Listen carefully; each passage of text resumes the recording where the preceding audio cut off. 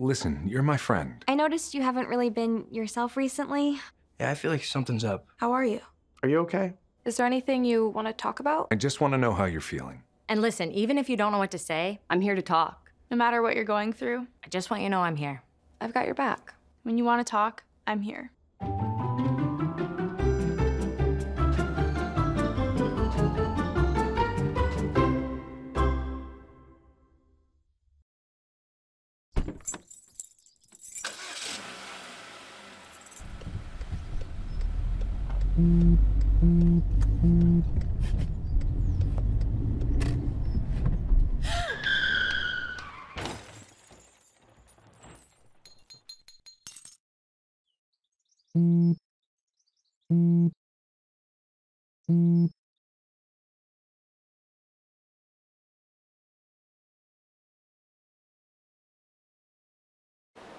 Good morning. Welcome to Let's Talk with Patricia.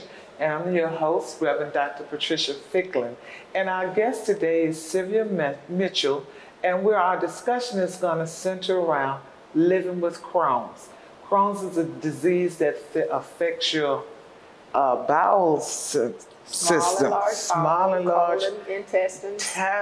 So we're going to talk with her, and then we're going to move into her great business that she has. She's also a businesswoman, so she has not allowed her disease to stop her. It may have slowed her up a bit, but it has not stopped her. Good morning, Sylvia. Good morning, my sister. How are you? I'm well. How are you today? I'm doing great. Awesome. Thank you for stopping by to talk with us today. Thank you for having me. And being willing to share your story, living with Crohn's. Let's start with, who are you as an individual? How do you describe yourself? As an individual, I would say that I am a creative, a called creative, because I know that my creativity is walking in my calling. Okay. But I'm also someone who exists in spite of, in spite of the circumstances, in spite of my illness, in spite of the challenges. In spite of all of the things I think I should be and would be doing if I did not have Crohn's. Okay. I'm the person that I am in spite of all of that. Awesome. Let's go back to, because you were first diagnosed when you were, what, 12? When I was 12. I started having this year marks 50 years with Crohn's. I started having symptoms when I was 8 years old. It started out with a lot of diarrhea, uncontrollable bathroom episodes. What I remember most about that time is just a severe stomach pain, like so much stomach pain, not being able to get out of the bed, just laying down, not being able to go to school. It was just excruciating, but also confusing because I didn't know what was going on. And then we just started going to the hospital. My first doctor was with, we first started going to Georgia Baptist at the time. Okay. I had a very good doctor, Dr. McBride, and he started doing all of these tests. And I probably went through my testing phase from the age of 8, and finally at 12 I was diagnosed. At first they thought, because Crohn's was there was not a lot of knowledge about it at that time. And so a lot of my symptoms mimicked sickle cell. And so I had to go through 2 years of thinking that's what it was. And then they realized, this is some other type of autoimmunity disease. There's some inflammation here that's not related to sickle cell. So a lot of battery of tests, those awful tests, with the tubes and the IVs and drinking the barium stuff and the barium enemas, and it's just awful. For a child at 8 that know what's going on, that was an experience in and of itself. And so at 12, he basically introduced me to this doctor, Stanley Kaplan. He was at Evanston at the time. And I got diagnosed, and then from that time, because I was over at Morehouse, getting all of that care with Morehouse and Georgia Baptist. And so then Dr. Kaplan became my doctor. And when I tell you, this man took such great care of me. I got into the ecosystem, and then the treatment started. So there was a lot of, early on in my years, I was introduced to prednisone and steroid treatment. Because at that time, with being so young, he never wanted me to have surgery. Okay. Because at that time, all they knew to cure Crohn's was to cut. And so he's like, you don't want to be going through all of these surgeries because once they start, it's hard to stop. And so there was this, the therapies, the home treatments with the TPN where you're completely off food and you're only existing by IV. The lipids and the proteins and the hyperaldosteronism and that's a different experience when you're at home with your family because everybody now is getting educated how to be a home health nurse, from the IV treatments to, you have your, you have your input, your port, you have your ports and all of this. And imagine being around people and going to school and smelling food but can't eat it. So that was an experience. And, that existed from all of my elementary school years. I don't remember anything about elementary school other than the fact that I was ill and that I was on prednisone, so my cheeks were swollen all the time. So, in school, when kids don't understand, they tease. They tease. So, you got the nicknames and all of that. But I'm grateful that I had such a support system with my family and my church. I had two very good close friends in elementary school, Elisa and Barbara, who are still good friends today. And that support system was important because it helped you get through a very awkward phase. Being a teenager is already awkward. Right. But being a teenager with a disease that's not curable is a different phase. Yes. So, those early years were difficult. They were confusing. There was a lot of unknowns with Crohn's because where we are now, we were not there then. Okay. And so it was a difficult time, but again, remember, I am who I am in spite of. So you actually have seen Crohn's,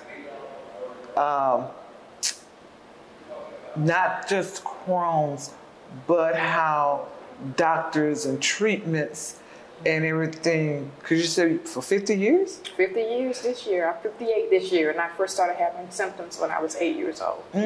So yes, you and yourself is a walking medical. I'm a walking medical research document. Yes, I am. Yes, I am. That can help some people. Yeah, because remember I said when I first had symptoms, they thought it was sickle cell because there wasn't a lot that was known about Crohn's. And so the way that I was treated, the way that I was medicated, all of that was related outside of what I really needed those first couple of years. And then once I got diagnosed, it was still an unknown, but it was based on what they had done to treat other patients my age, right? And so, again, they continued with the steroid therapy, the IV therapy. There were so many test drugs that I tried. I think I went through so many trials, but where it was then and where I am now, I'm glad that I went through it because now I can appreciate where medical technology is right now in relation to Crohn's. Because before there was either you have A or B. There's all of these treatments or you get cut on it. So and then there's a combination of both. And so I went through all that. I think I had my first surgery when I was probably 15. And that was an abscess removal on my, an abscess removal that had protruded outside of the wall of my stomach. So I had that. And as a child, that was devastating in and of itself. So I had that surgery. And then years later, I had another resection. And then when I was 29, I had a major surgery for fistula removal and abscess. So all of those surgeries, I could even see the progression from the first surgery to the last surgery. And so as a woman also who went through that, it was, a teenage girl that's developing but wasn't really developing because all of those steroids stunt your growth. And so that affects you hormonally. It affects your reproductive organs. It affects all of that. It affects your relationship with boys and then later relationship with men. And so all of that plays into that. And I could say, if you're not somebody who's grounded in your faith, that in and of itself could be a different thing. Yeah.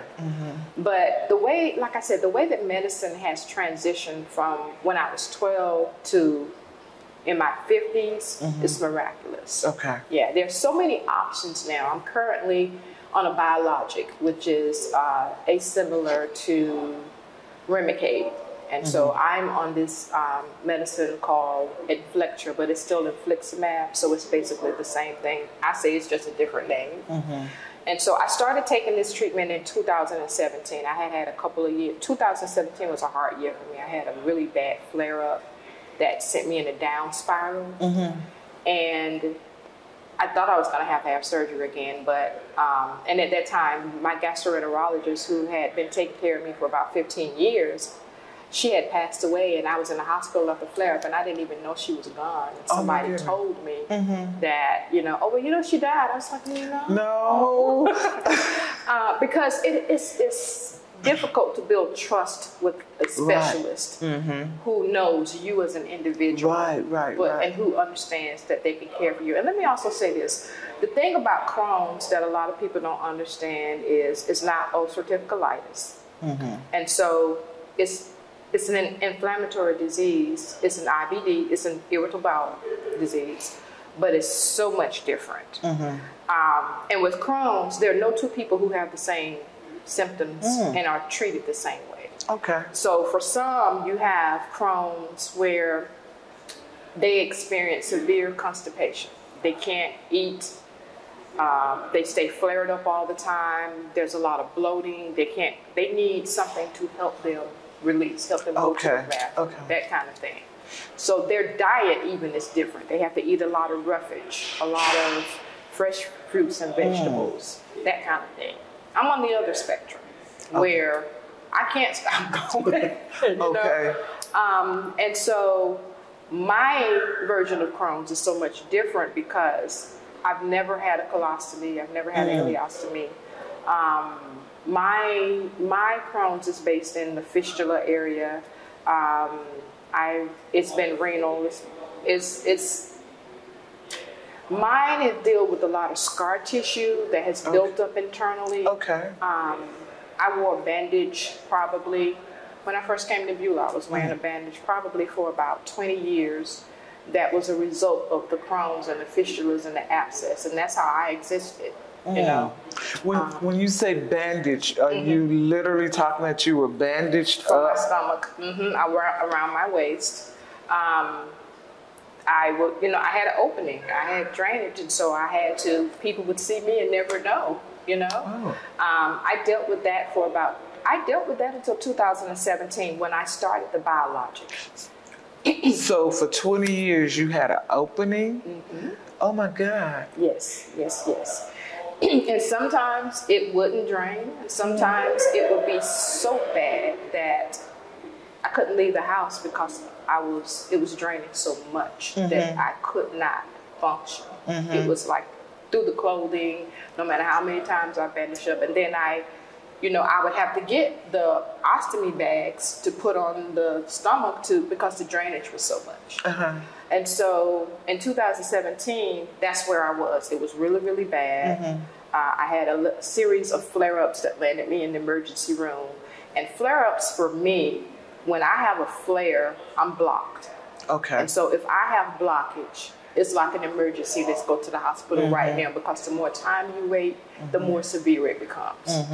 And so before I started the biologic in 2017, I was in a flare-up. I was still wearing my bandages. I was probably going to the bathroom about 20 times a day. Oh my God. So you can imagine on the energy level that there was none. It was. Still trying to work full time, still trying to do all of that. And it just got to a point where my body was like, we can't take no more. It's got to be something different. And so that's when I was introduced to the Inflectra, or Remicade, as they known on the market. And the one thing I'm thankful about is that Obama was president. Okay. Because I also couldn't get insured before the marketplace. Oh, wow. So I worked in media, like, I've always worked, even through the disease, I've always tried to work so that I could have health insurance. And so I worked in, like Turner Broadcasting. Before that, I was with Channel 46, which was a WB affiliate at the time. I worked for the state of Georgia. I've always worked in areas where my insurance was a godsend. Right. And I worked sometimes under strenuous conditions because I needed to keep my health insurance. But I wasn't able to get insurance because of the pre-existing condition. And even working in corporate America, I had to wait 2 years before they would cover anything. Oh, wow. So there were a lot of years that probably were detrimental to me because my body was suffering. I couldn't get the treatment that I needed. And so it made the disease worse. Okay. Because I wasn't able to get the health care that I needed. And so when I started the Inflectra in 2017, again, I was on the bandage. I was having all of the diarrhea, all of the weakness, all of the fatigue. And that does a lot to your psyche as well. Yes. Very well depressed. I hid it from everybody. I mean, even though I was at home, a lot of my family didn't know I was dealing with a lot of this stuff. And so when I started the Inflectra, my first treatment was, I was surprised that it was an immediate effect. Like within a week, I felt like I had more energy. I didn't have as many bathroom breaks. My stomach wasn't hurting as much because every day I'm in pain, right? So I was like, okay, this may work. I was very apprehensive at first because it was such an unknown thing at the time. And I was like, I hear all of these stories. You could get cancer if you get it. That's something else I don't want to have to delve into.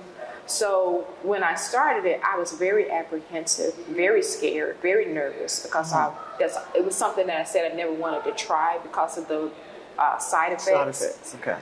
But it did make a big difference in my life. It improved the quality of life. My fistula closed. I stopped having to wear the bandages. Okay. And they gave me a different level of confidence. Okay. So life started looking different. It started looking a lot different. I started being able to get out more, experience more. Okay. I was already traveling. That's the other thing. People, how do you travel with all of this stuff? You have to have your own way of doing it. And so I was able to travel in a different way because I wasn't confined to just going to a place and then being still. Okay. So I was experienced, I think my first big trip was my Barcelona cruise. I went to Spain and the Canary Islands after that first infusion, and I tell you, I felt so free because the thing about Crohn's is, I always tell people the first thing I look for when I walk in a building is the bathroom. I look for the bathroom sides. I look for where I can find a clean water source. Like if there's a tap water, if there's a water fountain, I'm looking for a quick exit. If I can't get to the bathroom, I'm strategizing. I'm casing the room so the moment I walk in because that's been my life. To know, okay, this is where the bathroom is. How I need to sit close enough where if I have to get up. Because that's the other thing about my version of Crohn's. There's no warning. I could just be standing up talking to you and my body's like, let's go. And so, that's the other aspect of it that changes your lifestyle.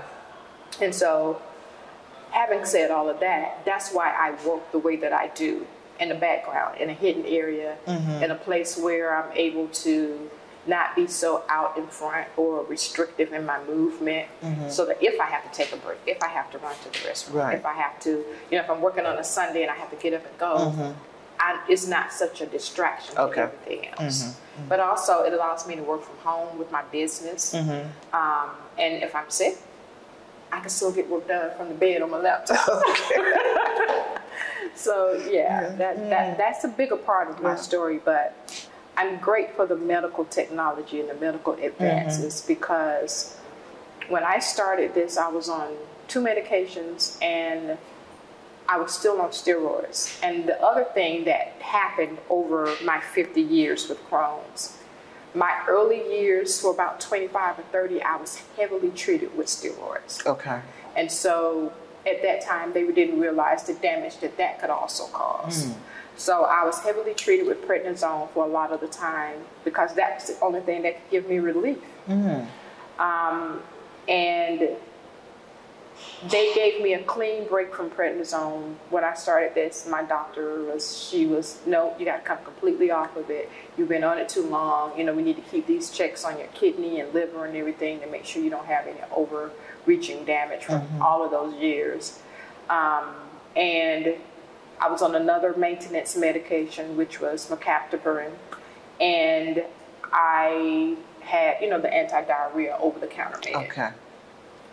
So when I started the Inflectra, my first 2 years, I kept up with the maintenance med, and now my infusion is the only thing that I do. Oh, okay. I don't have to take any other kind of medications. Well, I take that back. I do have a prescribed medicine that's anti-diarrheal that I take 3 times a day. Okay. But it's also anti-cholesterol, so it's a good benefit, right? Yeah. in our community, we know that high cholesterol is an issue. So it gives it has a double benefit. So, but my infusions have, I thank God that I started taking them when I did, because 1, I was insured. Number 2 is I was at a place in my life where I was afforded an opportunity where I didn't have to be in an office every day. Okay. And so when I needed to take 2 or 3 days, like the infusions will wipe you out that day.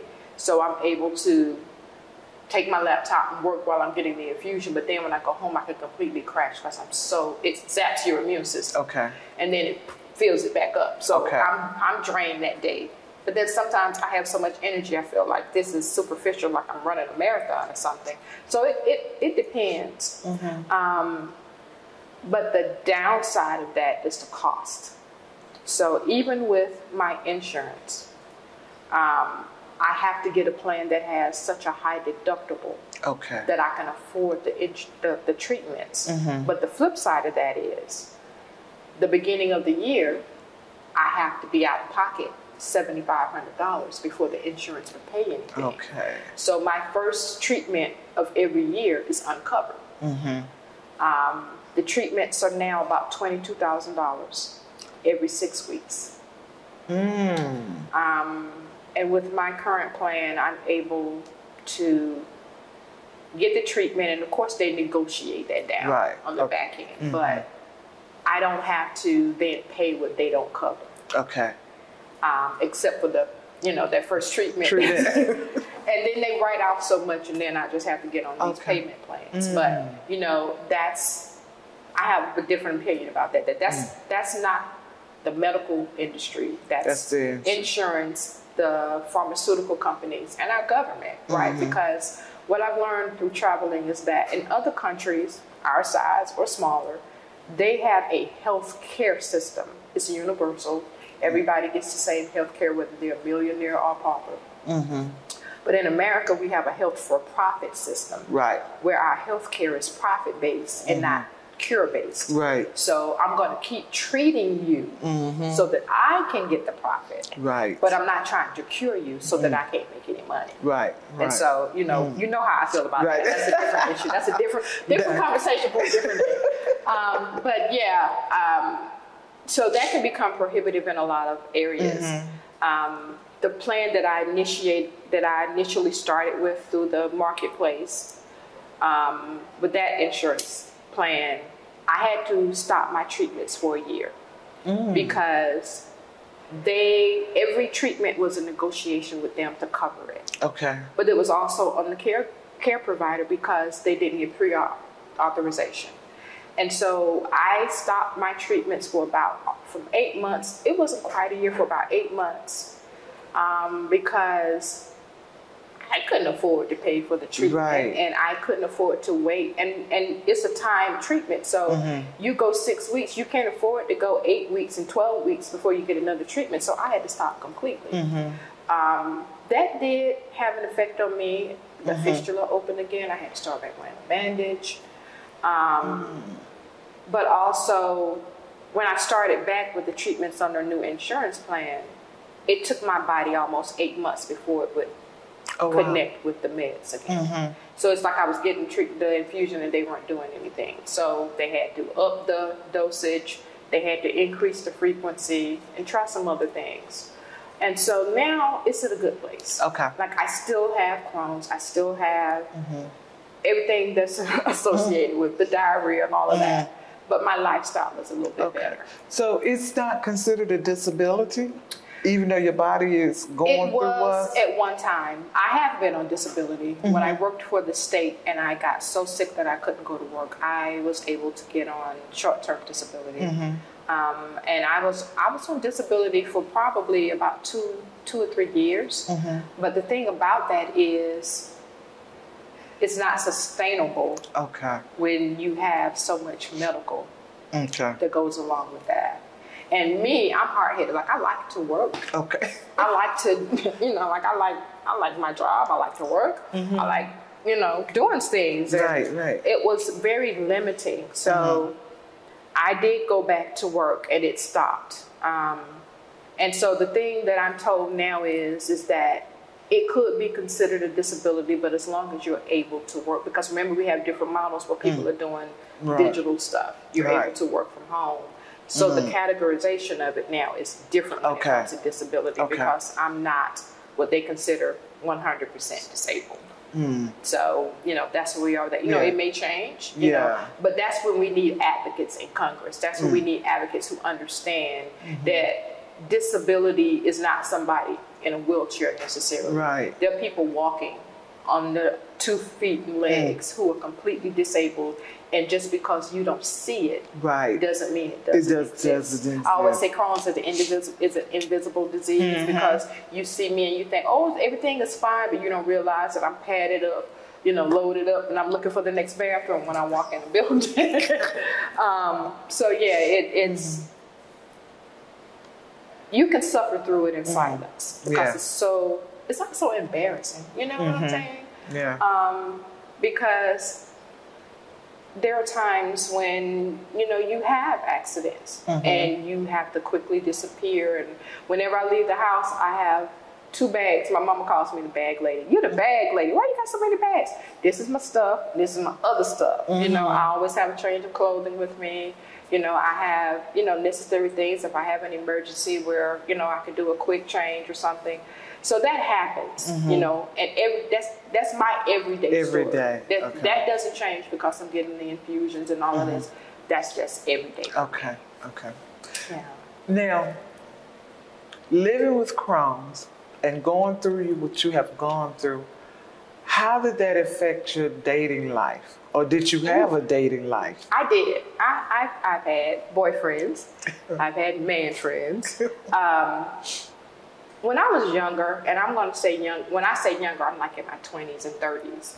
I had my first serious relationship in college. But at that time, I was in remission. So that guy didn't get to see what Crohn's was until the end of the relationship when I had my first major flare. And he just never understood why I didn't have energy to go out and do anything. But my first serious relationship,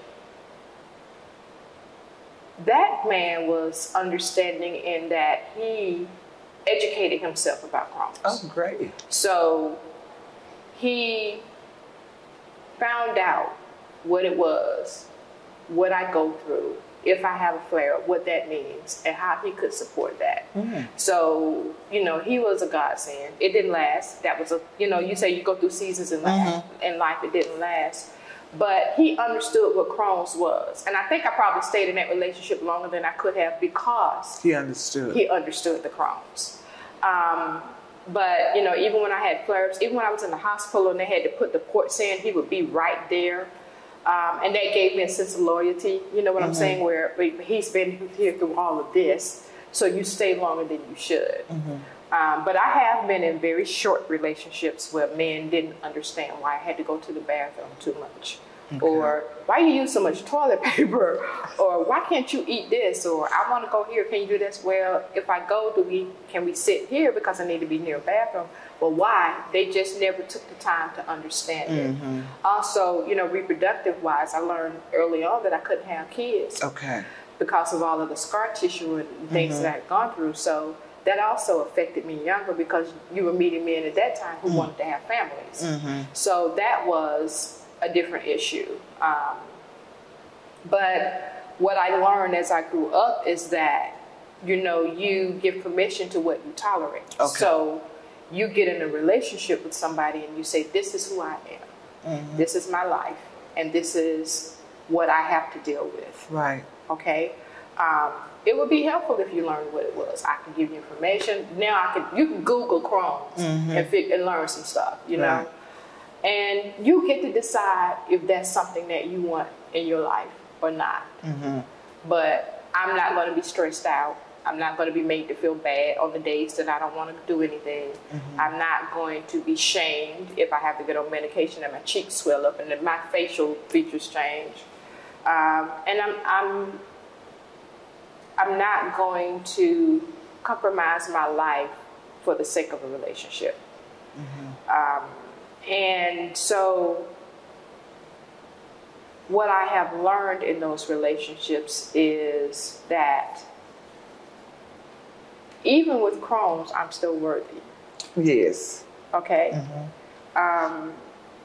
Even though my cheeks may swell up a lot, I have all of these scar tissues and scars all over my body. Even though I am scarred, I'm still special. Yes. You know, even though I may not have the BBL figure, I'm still fine. You know, even though my bone structure was affected, even to the point of my dental was affected through the treatments and Crohn's, I still look good when I smile. So I had to learn to love myself through that. Awesome. Because you can be so depressed when you go through stuff like that. Nobody's going to want me. Nobody's going to love me. No man is going to want to put up with this. Because I was in relationships with a guy I didn't want to be bothered with that. So you get to understand that there are men that God put in this life who will love you in spite of. Yes. They will love you through that pain because they got their stuff too. Right. You know? So I'm going to love you through you may not think it's like this, but it's a different kind of thing. So I'm thankful that I'm at this place in my life where I don't have to be defined by if I'm in a relationship or not. I'm good single. And if God sends a man, I'm going to be good with that. Okay. But I have to learn to live my life so happy, so low, that sometimes I have to check myself. Now, you know, ain't no man going to find your man. You know what? You roofed in the field working, but you can't be still long enough with your bands to pull up because, you know, you gathering and running. Right. So Jabez is never going to find you. You can't be still. Boaz is not going to find you because you can't be still long enough. All right. And so I'm roofing, I'm running in the field, and I'm running back home taking care of mama. All right. And I'm just like, you know what? Sometimes you need to be still. And, you know, and Sister Black used to tell me, you know, you need to come out from behind the wall sometimes so somebody can see you. But yeah, so that's my story. Okay, awesome. We're going to take a quick break. Okay. And we're going to come back and continue our conversation. I just love the fact of your honesty and transparency that you're sharing during this time, and pray that it will help somebody. But we'll be right back. Do you remember our first group photo? This is it. Smiles all around, even though we were all nervous. Who could have imagined that our first weekend together would soon turn into a lifetime of memories? You're an amazing young man. Your brothers and sisters really look up to you. They're a big brother. It's so cool to watch the adult that you've become, and you really have done as much for us as you think we've done for you. You know, it took 20 years, and I got my third child, who was 17 at the time. There's so many rewards in life. You coming into our home was one of the greatest rewards we could have ever had. I ain't never felt so much love before in my life.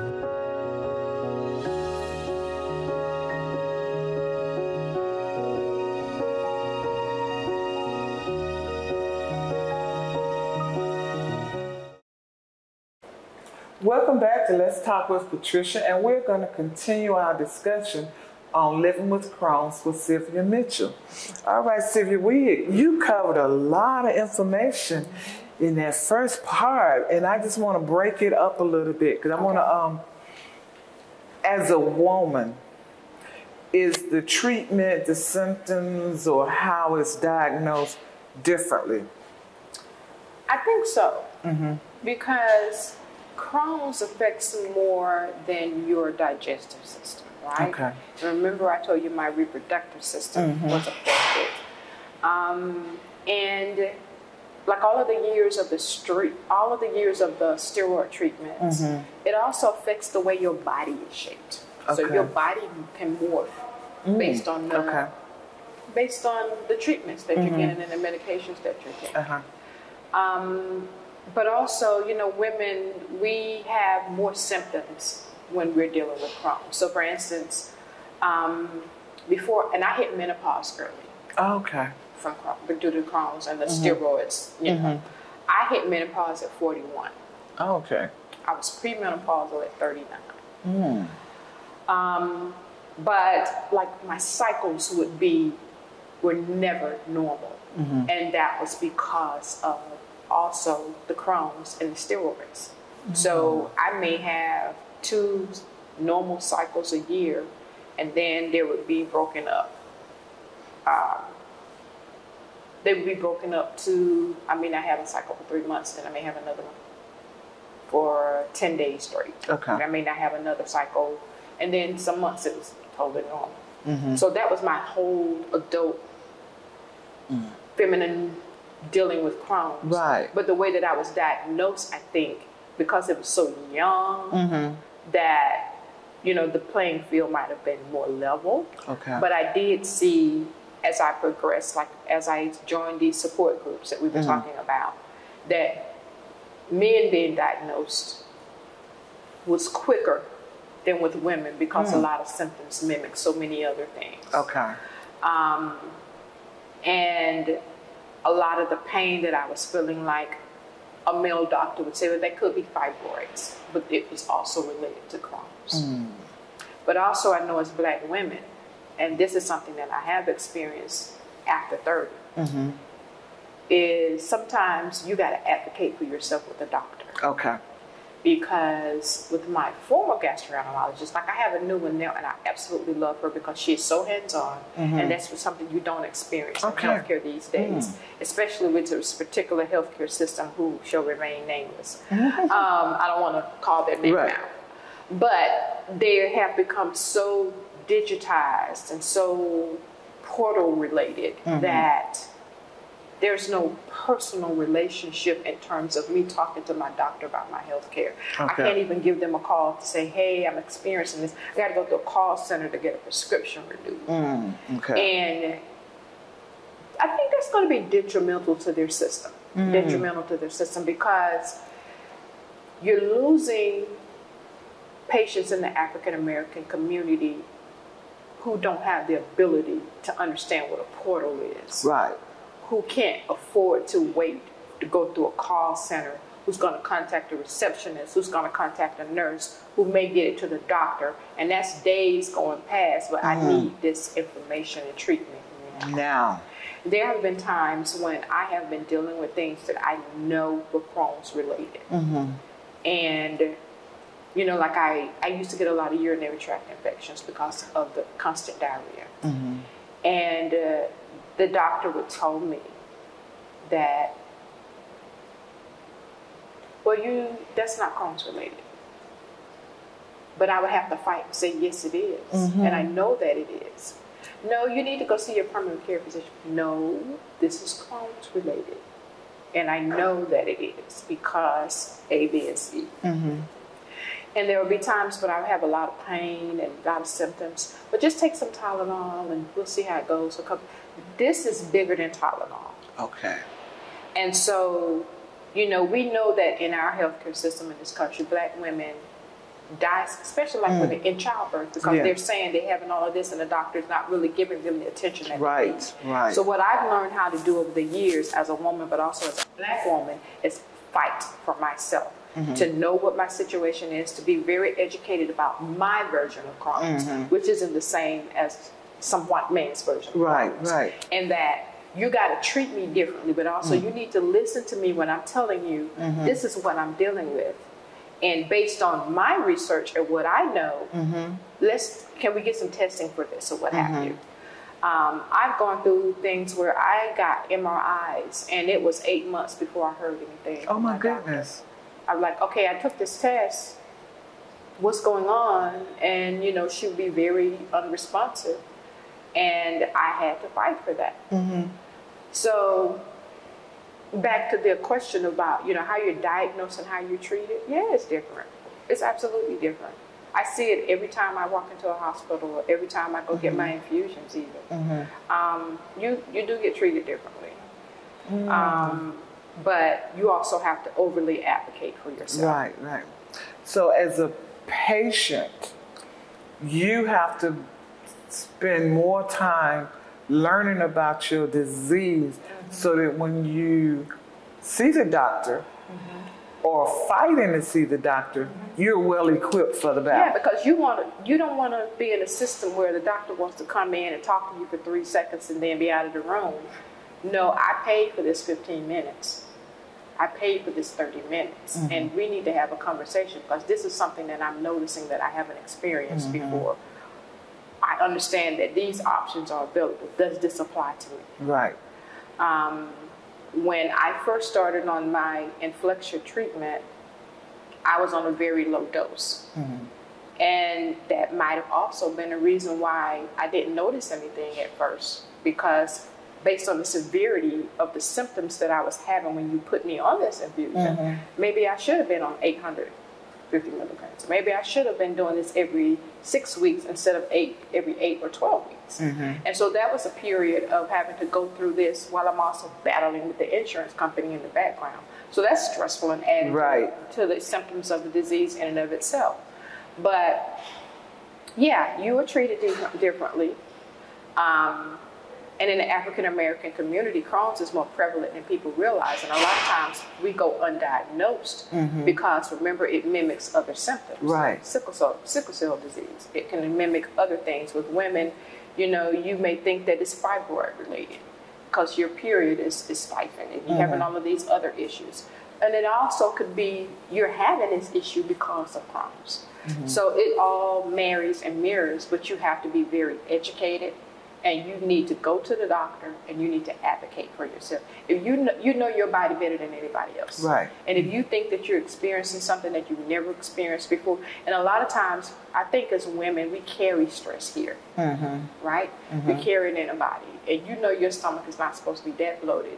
You know you should be going to the bathroom more than 2 times a week, but you also know you shouldn't be going 20 times a day. Right. So there's a healthy balance there. And so I always say, if you experience anything internally, anything in terms of your digestive system as a woman, especially as a Black woman, go see about yourself. Right. Get to the doctor, be educated. These, you know, Google symptoms of Crohn's. Thank God for Google. When I was a teenager in my early, we didn't have Google. Didn't have that. And, you know, the thing about social media, it also gives you support groups. You can join all of these groups where you learn that you aren't the only woman experiencing this.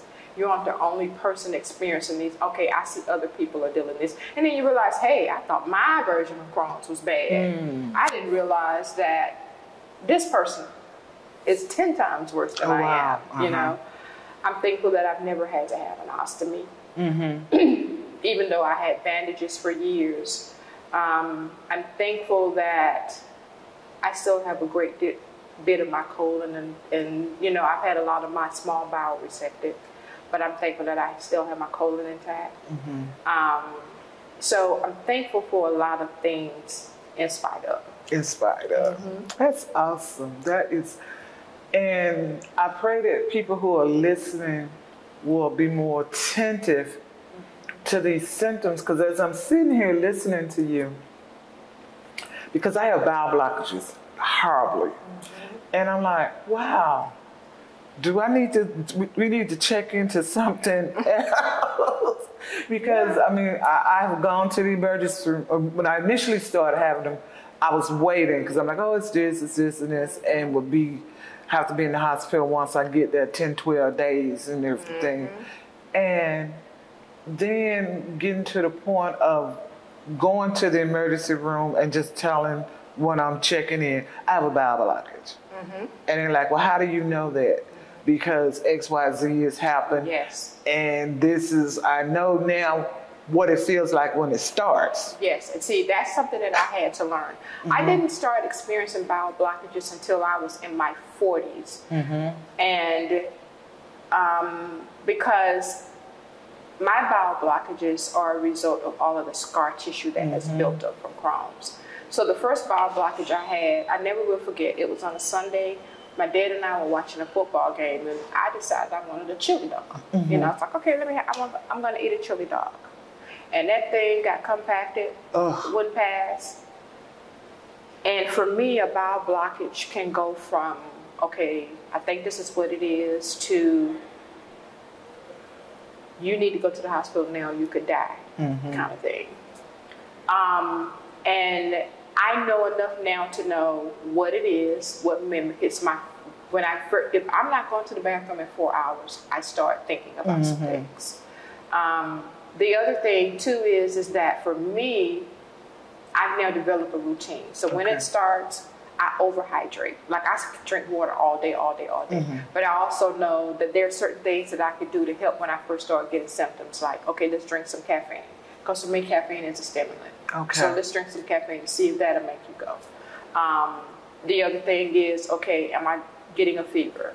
And then there are other things that will start happening with my body when a blockage is progressing quickly. And I've had it progress so quickly that it could be 10 o'clock when the symptoms start, and by 4 o'clock in the afternoon, I'm in a hospital room on morphine. Right. Because that's what they give me. Yes. I have a blockage because it's that severe. Yes.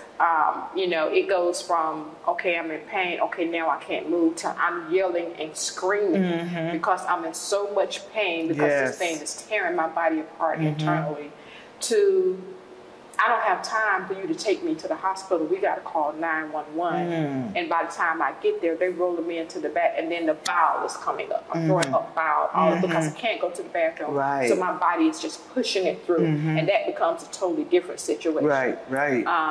And then, you know, you're constantly throwing up. Your body is rejecting this. You're in so much pain. And then I have what's called a break. You know, I'm very transparent, right? So then I have, after they put me on the morphine and I'm just out of my mind, then my body relaxes, and there's what I call a break, where everything releases and it's coming out of everywhere you can imagine. Yes. I'm in the female diapers. I'm in, you know, then they put the tube down so that they could pull all of this inflammation and crap out. And I'm on nothing for days. And then they're weaning me off the morphine. And then it takes me, when I have a major flare-up, and that's what a blockage is, that's half a year for me. That is half a year for me because, remember, I'm going through this flare-up. I'm in the hospital. Then I'm treated. That's like a week right there. Okay. And then after that, it takes my body probably about 2 months just to get my energy back to a functional level. And then you're still recovering months on down the road. You're still having symptoms where you feel nauseated, where you feel, I can't eat this, I can't do this, or whatever. And so that becomes severe. But thank God, with the infusions now, I haven't had one since 2019. Oh my God, awesome. So I'm thankful for that. Yes. Because that's something I would wish on my worst enemy. You know, it's, that thing is, and it can mess with your mind because you wonder, it's one of those, just take me away. Just, you know what, just give me enough morphine so I don't have to feel this. Right. It's that kind of pain. I've never had childbirth, but I can imagine it's worse than that. And you have said exactly what I said one of the times when I had a blood. I'm like, if childbirth is worse than this, thank you, Lord, I never had to go through it. Because one of those times I was in the hospital, I talk about where the orders from the emergency room didn't make it to the floor. And so they couldn't give me anything for pain. And they couldn't reach the doctor. And I'm in there. And that pain is... Oh my God. That pain is mentally painful. Mentally. Because in your mind, you keep trying to get to a place where you can tolerate it. where you're just not ripping your brain outside your head. Yes. If that pain is something that I can't even explain, this is the way that I explain the one that I feel when I have that blockage and I've gotten to that point. It feels like somebody has an electric jigsaw and they are going through my intestines from the inside out. And the more I scream, the more they... And they're turning the thing like this, right? They're turning the electric jigsaw, and it's going like this in your body, and it's going back and forth and backward, and at the same time, they're pushing through all of your walls. Right. And so it's excruciating. And so I'm thankful that the infusions have put enough of whatever it's doing in my body that it fights that off. Awesome. But diet is also important. Yeah. Because I also have a very bland, boring diet. But I know what I can eat and I know what I can't. Right. And then there's some things that I would eat, but I only do it at home. I can't have any kind of beverage, so you'll never see me eating a salad. Okay. I can't do like the legumes and the nuts and that kind of thing. I don't, every now and then I may have red meat cooked very well in an established place. But I don't do hot dogs, all that other stuff. Okay. I can't do the spicy flare stuff. I can't do all of the things like the collard greens and turnips unless they're cooked very well. Okay. And so when I eat that, I do it in moderation. So I only eat small portions of it.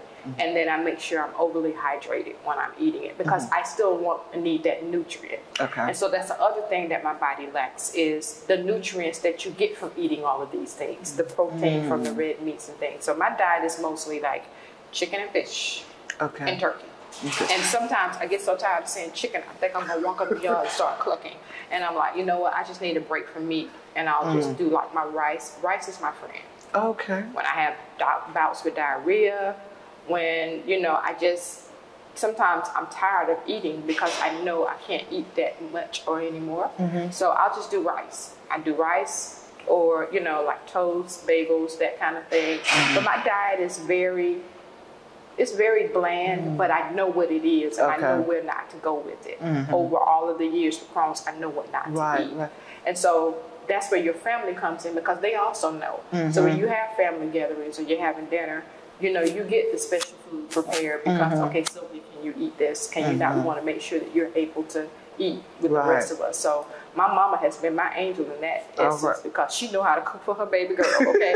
She knows how to fix the collards and the turnips and the cabbage where I can eat it. And it's not something that's going to take me out of here.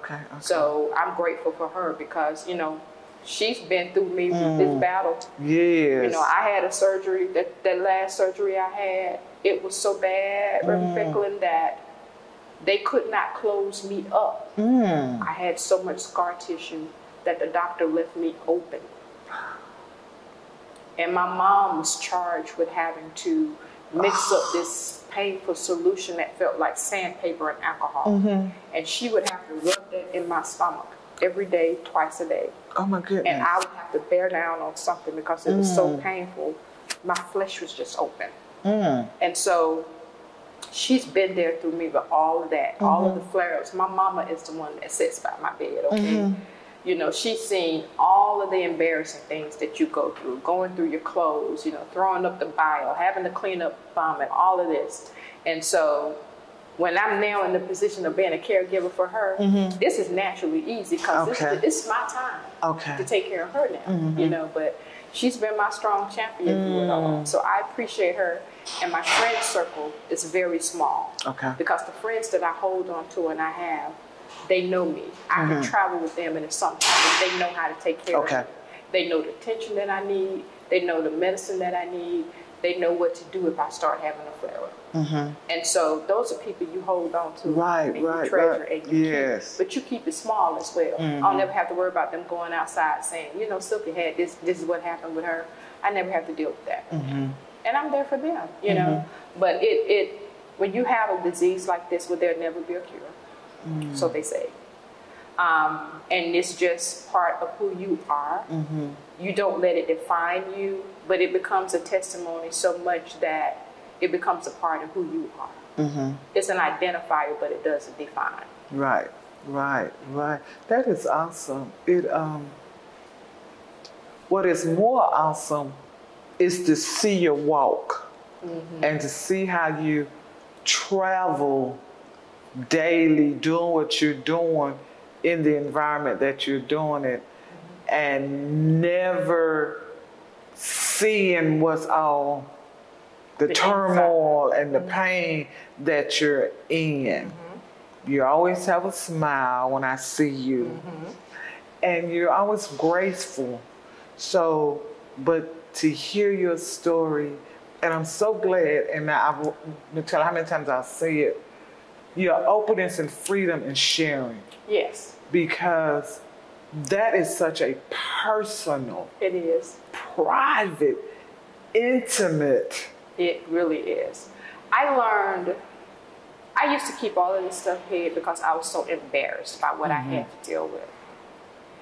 And I will tell you who changed that for me. My older sister, Pat, had cancer. And she dealt with breast cancer twice, thyroid cancer. We lost her in 2018 from heart disease, which was also an effect of all of the cancer that she had dealt with over the years. But she taught me to tell my story. Okay.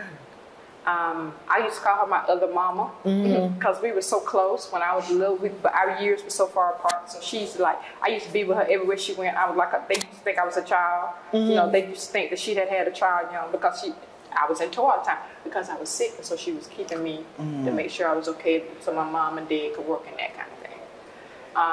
And she and I had a very good conversation one year where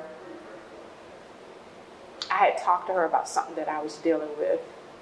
And she said, but if you don't tell nobody, how they gonna know? Okay.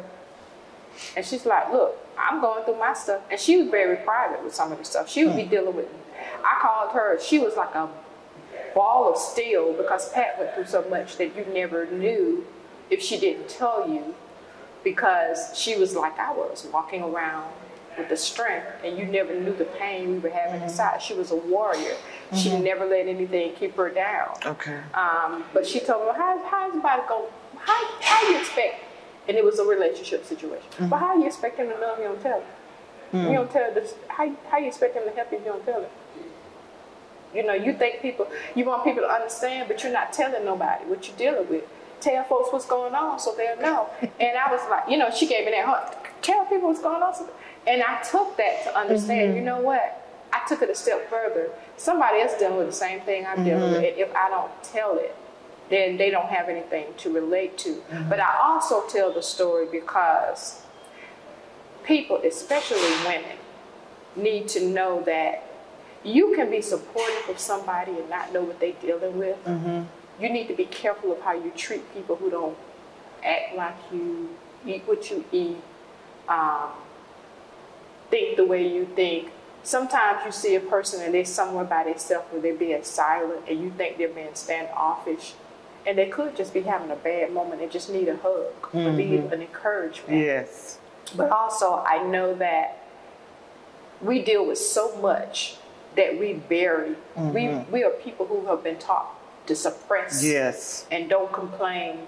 Hold your head up, be a superwoman, get on out there and do it. Oh, this ain't that bad, go ahead and get it over with. But my story is, yeah, it is that bad. It has been that bad. It continues to be that bad. But you know what?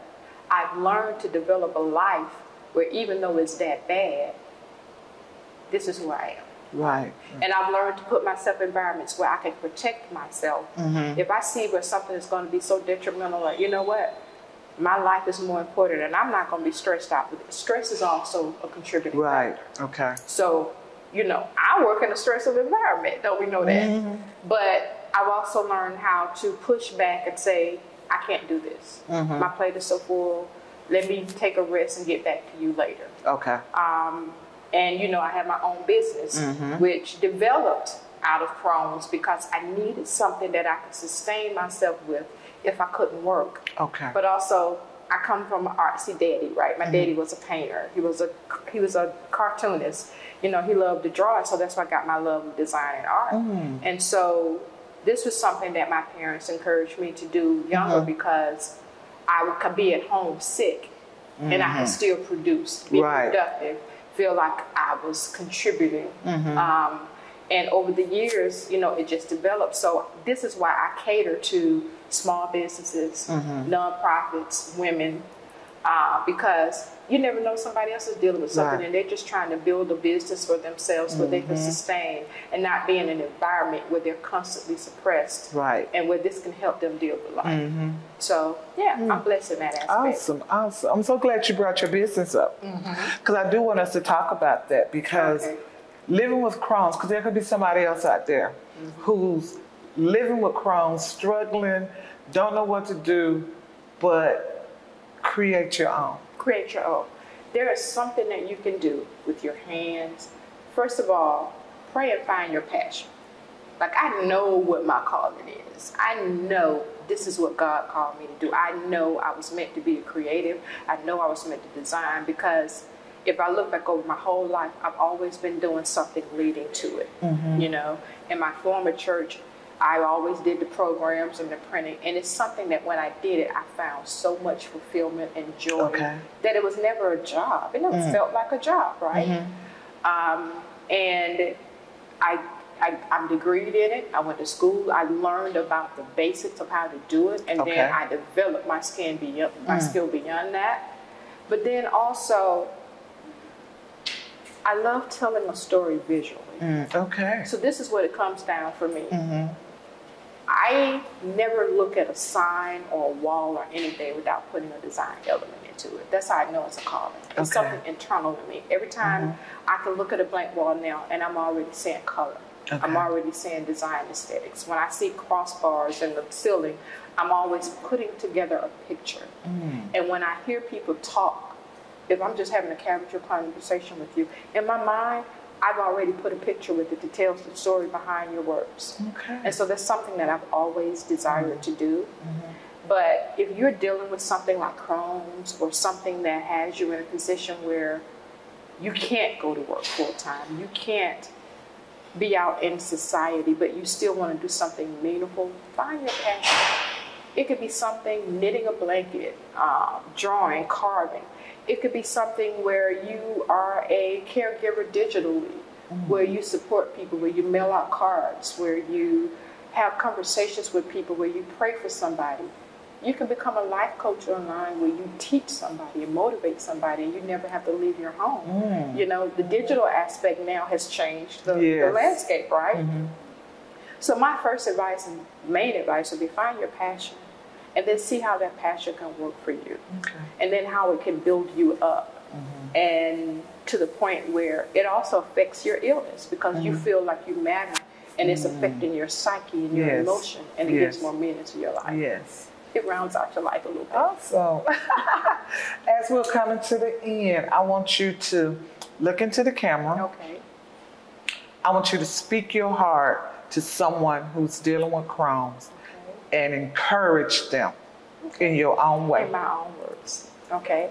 This is my advice and my words to you. Your battle is not a solo battle. The pain that you're feeling, the depression that you're feeling, the hurt that you're feeling, while you may not be able to immediately release from it, know that that's not the end of your story.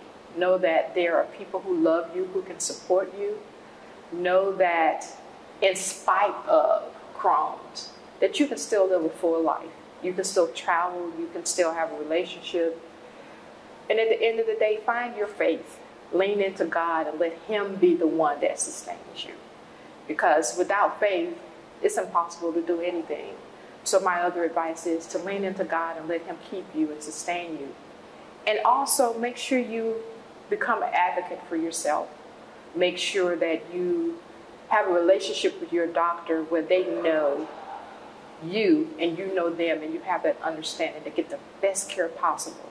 And at the end of the day, love yourself. Know that you are special and you are important to God and to others. And everything is going to be okay. Thank you, and thank you for listening, for staying with us. And I pray that this information has been helpful, that you can use it to share with others. And thank you for listening to Let's Talk with Patricia. I've been your host, Reverend Dr. Patricia Fickling, and we will see you the next time. Bye.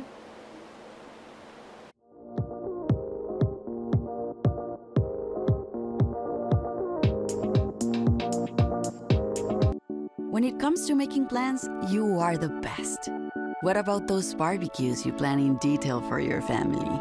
Or your daughter's first costume party? It was out of this world. The same way you plan each detail for those moments, start planning to protect you and your loved ones from a natural disaster. Sign up for local weather and emergency alerts. Prepare an emergency kit and make a family communications plan. Protecting your family is the best plan you can make.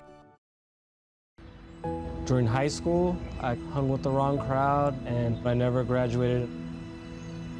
I helped Santiago in many different ways, like all fathers do, because he always wanted to go to college.